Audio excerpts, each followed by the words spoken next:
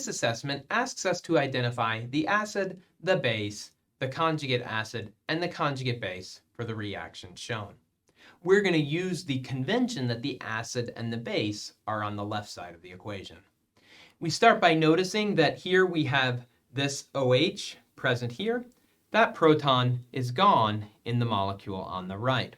And so this molecule here, what we call a carboxylic acid, is going to be the acid on the left side of the equation. If this is the acid, then this should be the base. Let's see if that's true. This nitrogen has 2 hydrogens and a methyl group.